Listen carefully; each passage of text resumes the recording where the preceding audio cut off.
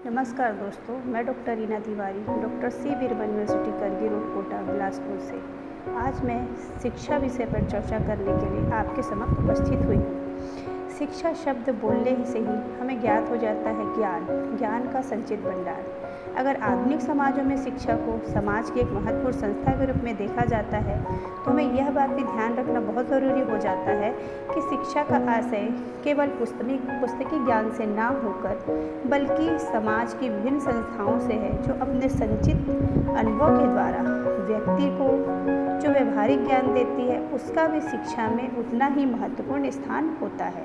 यही कारण है कि प्राचीन काल से लेकर आज तक शिक्षा के रूप में अनेक परिवर्तन होते रहे हैं।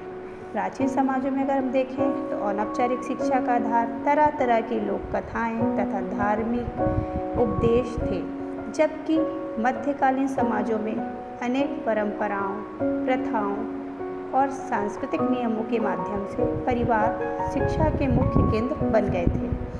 वर्तमान औद्योगिक समाजों में शिक्षा एक औपचारिक संस्था है, जिसकी व्यवस्था राज्य तथा अनेक कल्याणकारी संस्थाओं द्वारा किया जाता है। इसी आधार पर बाटोमोजी ने कहा है कि शिक्षा निश्चित ही नई पीढ़ियों का समाजीकरण करती है, लेकिन सामाजिक ज़रूरतों और संगठनों के अनुसार इसके रूप में हमेशा परिवर्तन होता रहता है। जैसे जैसे आवश्यकताएं होती है शिक्षा के स्वरूप में वैसे वैसे ही परिवर्तन होता जाता है। अगर वर्तमान में हम देखें तो शिक्षा का व्यवसायीकरण होता जा रहा है।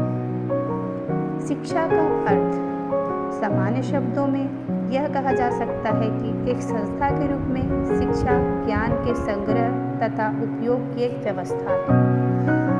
शिक्षा के विभिन्न उद्देश्य भी हैं, जैसे सर्वप्रथम शिक्षा का उद्देश्य व्यक्ति को अपने सामाजिक मूल्यों और अपेक्षाओं के अनुकूल बनाना है।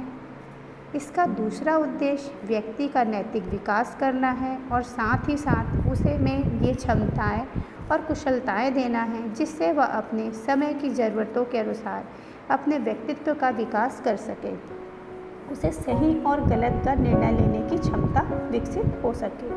वर्तमान युग में शिक्षा एक मुख्य उद्देश्य आर्थिक विकास की ज़रूरतों को पूरा करना भी है और वैज्ञानिक शिक्षा इसी उद्देश्य को पूरा कर रही है। इसी उद्देश्य को पूरा करने का एक साधन भी है। व्यक्ति की मनोवृत्तियों तथा विचारों की तर्कपूर्ण बनाना, व्यक्ति की मनोवृत्तियों तथा विचारों को तर्कपूर्ण बनाना भी शिक्षा का एक महत्वपूर्ण उद्देश्य रहा है और इसे पूरा करने में आधुनिक शिक्षा ने महत्वपूर्ण भूमिका निभाई है।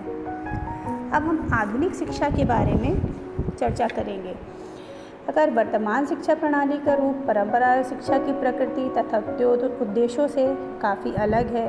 सामाजिक, आर्थिक और राजनीतिक व्यवस्था का शिक्षा से घनिष्ठ संबंध है। परिवार के जीवन को प्रभावित करने और गतिशीलता में वृद्धि करने में आधुनिक शिक्षा का विशेष योगदान रहा है।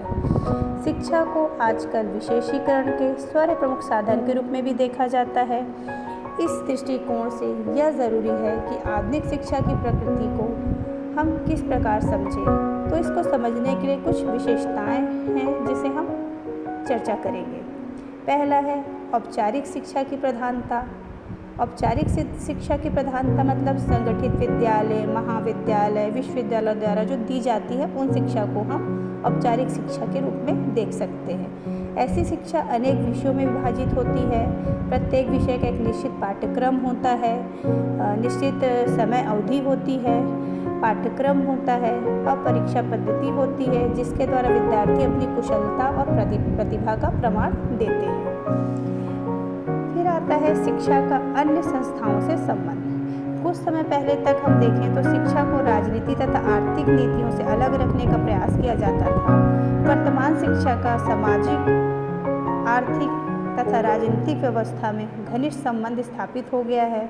सामाजिक व्यवस्था का संबंध परिवार, पड़ोस, समुदाय से में संबंधों की प्रकृति तथा सामाजिक मूल्यों से भी है। यही सभी दशाएं किसी न किसी रूप में शिक्षा से संबंधित होती रहती हैं। कहने का मतलब ये है कि आज हम शिक्षा को देखते हैं तो उसका घनिष्ठ संबंध सभी संस्थाओं से हो गया है, चाहे वो सामाजिक हो, राजनीतिक हो, चाहे वो शैक्षणिक हो, इन सभी में, या चाहे वो आर्थिक हो, सभी में शिक्षा का महत्व बढ़ता ही जा रहा है।